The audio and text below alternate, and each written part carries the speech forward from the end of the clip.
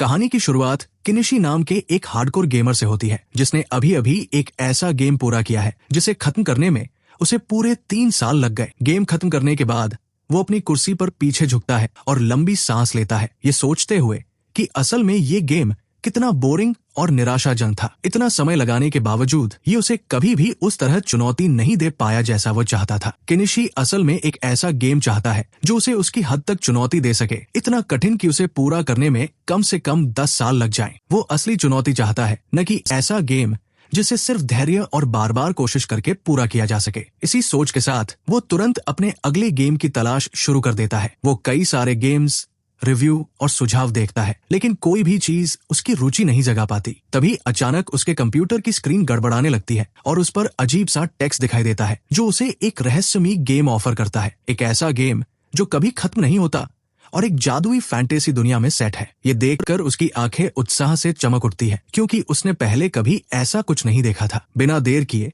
वो उस पर क्लिक करता है और उसे एक डिफिकल्टी लेवल चुनने के लिए कहा जाता है। विकल्प आसान से लेकर कठिन तक होते हैं, जो उसे सामान्य और बोरिंग लगते हैं। लेकिन जब वो नीचे स्क्रॉल करता है तो उसे एक और विकल्प दिखाई देता है, हेल मोड। ये विकल्प तुरंत उसका ध्यान खींच लेता है और उसका उत्साह बढ़ जाता है, क्योंकि उसे लगता है कि शायद यही वो चुनौती है जिसकी वो तलाश कर रहा था। बिना सोचे समझे वो हेल मोड चुनता है, फिर समनर क्लास चुनता है और आत्मविश्वास के साथ स्टार्ट बटन दबा देता है। जैसे ही वो ऐसा करता है, कुछ अजीब होता है। उसकी स्क्रीन तेज रोशनी के साथ चमकती है और वो प्रतिक्रिया देने से पहले ही सीधे अपने कंप्यूटर के अंदर खींच लिया जाता है। अगले ही पल वो खुद को एक पूरी तरह अलग दुनिया में पाता है, लेकिन एक वयस्क के रूप में नहीं, बल्कि एक नवजात बच्चे के रूप में, जो एक गरीब किसान परिवार में जन्म लेता है और रो रहा होता है। जन्म के थोड़ी देर बाद एक आदमी उसे गोद में उठाता है और उसका नाम एलन रखता है। आश्चर्य की बात यह है कि एलन अपनी स्थिति से दुखी नहीं होता। अपनी पिछली जिंदगी में वो 35 साल का एक गरीब गेमर था जो एक बेकार नौकरी में फंसा हुआ था और जिसका कोई भविष्य नहीं था। इसलिए इस नई जिंदगी को वो एक नई शुरुआत के रूप में देखता है। पुनर्जन्म उसे एक बेहतर और अर्थपूर्ण जीवन जीने का दूसरा मौका देता है। फिलहाल एलन सिर्फ 1 साल का है, इसलिए वो बोल नहीं सकता, लेकिन उसका दिमाग पूरी तरह से काम कर रहा है। वो साफ सोच सकता है, अपने विचारों को व्यवस्थित कर सकता है, आसपास बोली जाने वाली भाषा को समझ सकता है और हर चीज को ध्यान से देख सकता है। जल्द ही उसे पता चलता है कि इस दुनिया की भाषा जापानी है, जो यहाँ की आम भाषा है। एलन और उसका परिवार एक सीमावर्ती गांव में रहते हैं, जहाँ लोग खेती करने के अधिकार के बदले शासक को कर देते हैं। ये गांव अभी नया है और पूरी तरह विकसित नहीं हुआ है, यहाँ तक कि इसका कोई सही नाम भी नहीं है। उसके पिता रॉडन एक मेहनती और देखभाल करने वाले इंसान है, जिनकी उम्र लगभग 20 साल लगती है, जबकि उसकी माँ किशोरावस्था के अंत में लगती है। उनके प्यार भरे रिश्ते को देखकर एलन सोचता है कि जल्द ही उसके छोटे भाई बहन भी होंगे। उस रात जब उसे सुला दिया जाता है, एलन चुपचाप लेटा रहता है और सोचने लगता है। अचानक उसे याद आता है कि इस दुनिया में उसे समनर होना चाहिए। जिज्ञासा के चलते वो अपना स्टेटस देखने के लिए कुछ करने की कोशिश करता है, लेकिन एक साधारण स्क्रीन के बजाय उसके सामने एक बड़ी तैरती हुई किताब प्रकट हो जाती है। ये देखकर एलन डर जाता है और जोर से चीख पड़ता है, जिससे उसके माता पिता जाग जाते हैं। वो जल्दी से उस किताब को गायब कर देता है ताकि वे उसे न देख सकें। जब वे कमरे में आते हैं और कुछ असामान्य नहीं पाते तो सोचते हैं कि वो नींद में ही आवाज कर रहा था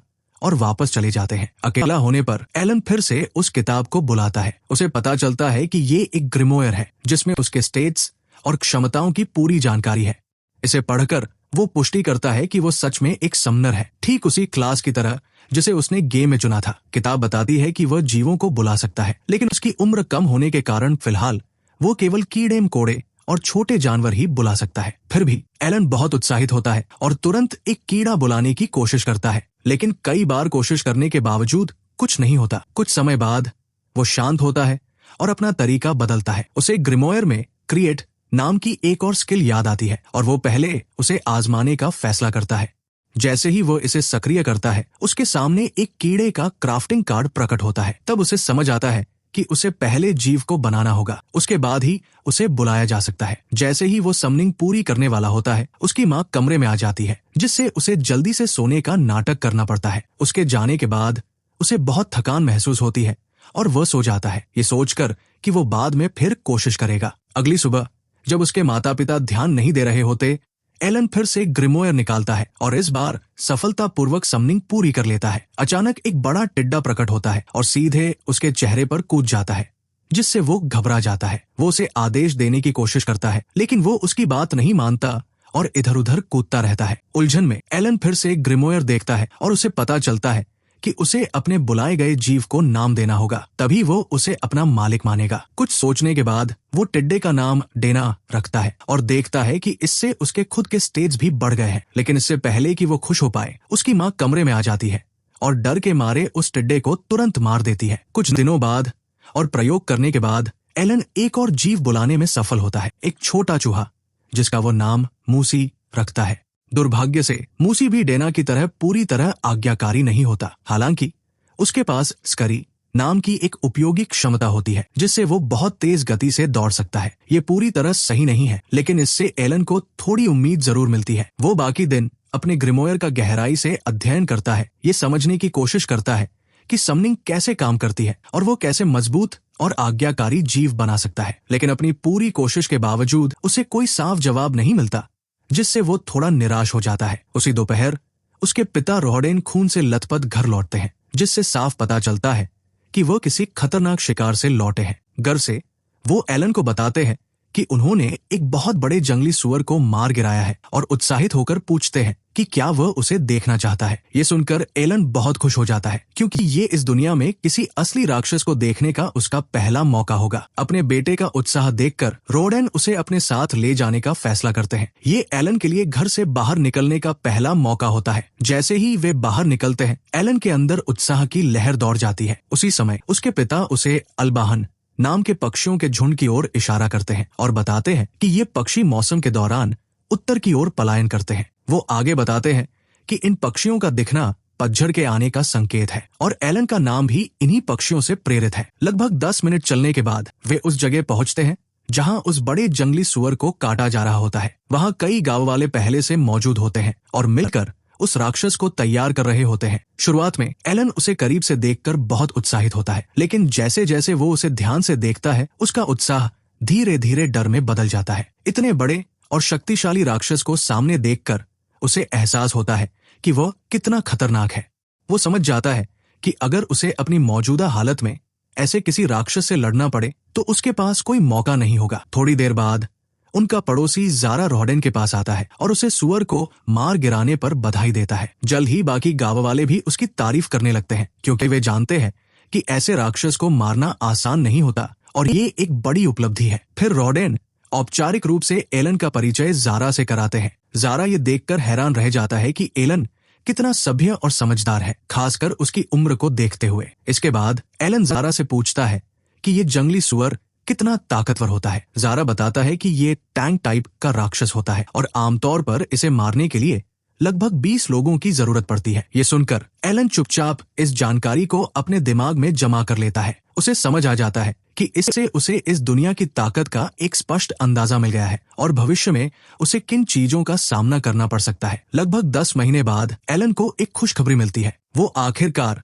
समनर के रूप में लेवल 2 पर पहुंच जाता है। इस लेवल अप के बाद वो जी रैंक के क्रिएचर कार्ड्स बना सकता है, जो उसकी प्रगति में एक बड़ा कदम होता है। इसके अलावा उसे एक नई स्किल भी मिलती है, जिसकी मदद से वो अपने बुलाए गए जीवों को आपस में मिला फ्यूज सकता है। सबसे अच्छी बात यह है कि उसकी इन्वेंटरी स्पेस भी दोगुनी हो जाती है, जिससे वो पहले से दोगुने बफ्स रख सकता है और उसकी कुल क्षमता काफी बढ़ जाती है। उस रात खाना खत्म करने के बाद एलन अपने नए लेवल, नई स्किल और बढ़ी हुई इन्वेंट्री को लेकर बहुत उत्साहित होता है। वो पहली बार अपनी फ्यूजन तकनीक को आजमाने की तैयारी करता है, लेकिन जल्द ही उसे निराशा हाथ लगती है, क्योंकि वो अपनी कार्ड्स पर फ्यूजन स्किल का इस्तेमाल नहीं कर पाता। उसका एमपी पूरी तरह भरा होने के बावजूद वो जितनी भी कोशिश करता है और जितनी सावधानी से प्रक्रिया का पालन करता है, फ्यूजन काम ही नहीं करता। हालांकि ये उसे परेशान करता है, लेकिन वो समझ जाता है कि अभी वो बहुत छोटा है और इतना मजबूत नहीं हुआ है। समय बीतता है और एलन 3 साल का हो जाता है। इस दौरान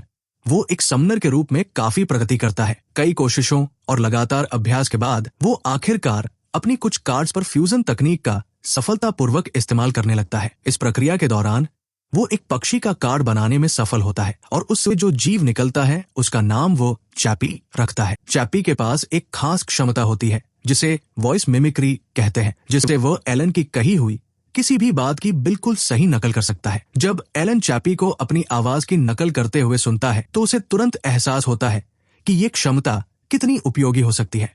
वो सोचता है कि वो इसका इस्तेमाल दुश्मनों को भ्रमित करने, राक्षसों को जाल में फंसाने या लड़ाई के दौरान ध्यान भटकाने के लिए कर सकता है। अब तक जो कुछ उसने सीखा है उसे देखकर एलन बहुत संतुष्ट महसूस करता है। वो खुद से ईमानदारी से मानता है कि ये दुनिया हार्डकोर गेमिंग का शिखर है, जो उसकी पिछली जिंदगी के किसी भी अनुभव से कहीं ज्यादा है। उसी दिन दोपहर करीब 3 बजे एलन की एक दोस्त करीना खेलने के लिए उसके घर आती है। हमेशा की तरह वे लकड़ी की तलवारों से शूरवीरों की तरह खेलते हैं। शुरुआत में एलन उसे हल्के में लेता है और सोचता है कि वो आसानी से जीत जाएगा, लेकिन उसकी हैरानी का ठिकाना नहीं रहता जब करीना उससे कहीं ज्यादा तेज और फुर्तीली निकलती है। वो तेजी से चलती है, उसके हमलों को आसानी से टाल देती है और जवाबी हमला उससे पहले कर देती है कि वो कुछ समझ पाए। एलन उसकी गति के साथ तालमेल नहीं बिठा पाता और बिना समझे ही वो लड़ाई हार जाता है। दिन के अंत तक वो पूरी तरह थक चुका होता है और बुरी तरह पिट चुका होता है। उसका शरीर दर्द कर रहा होता है और उसका आत्मसम्मान भी आहत होता है। फिर भी हताश होने के बजाय वो मन ही मन ये कसम खाता है कि अगली बार वो उससे पहले से ज्यादा मजबूत बनेगा। उस रात परिवार को एक महत्वपूर्ण खबर मिलती है। देजा बताती है कि वो गर्भवती है। ये सुनकर एलन अपने पिता से कहता है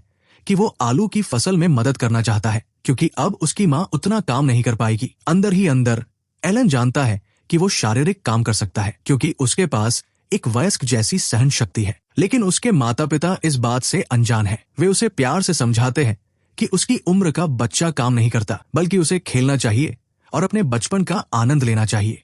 वे उसे करीना के साथ समय बिताने के लिए भी कहते हैं, क्योंकि उन्होंने देखा है कि वो उसके साथ खेलकर कितना खुश रहता है। वे ये भी बताते हैं कि वे एलन के अप्रेजल समारोह का इंतजार कर रहे हैं। एलन उलझन में पूछता है कि ये क्या होता है, तो वे बताते हैं कि जब वो 5 साल का होगा तब एक दिव्य समारोह होगा, जिसमें ये तय किया जाएगा कि उसके अंदर किस प्रकार की प्रतिभा है। वे दिल से चाहते हैं कि उससे कोई मजबूत प्रतिभा मिले, जिससे भविष्य में उनका परिवार इस कठिन दास जैसी जिंदगी से बाहर निकल सके। कुछ महीनों बाद सर्दियों के मौसम में एक अप्रत्याशित घटना होती है। एलन गलती से डेना को छुपाना भूल जाता है और उसकी माँ उस कीड़े को देख लेती है। डर के मारे वो फिसल जाती है और जमीन पर गिर पड़ती है। जब रॉडेन अंदर आते हैं और उसे देखते हैं तो वो बताती है कि उसका पानी टूट गया है और बच्चा आने वाला है। उसी समय करीना भी पास में होती है, क्योंकि वह और एलन साथ में खेल रहे होते हैं। रॉडेन तुरंत उससे कहते हैं कि वो अपने माता पिता को बुलाए, क्योंकि उन्हें बच्चे के जन्म में मदद करने का अनुभव है। कुछ ही देर में ज़ारा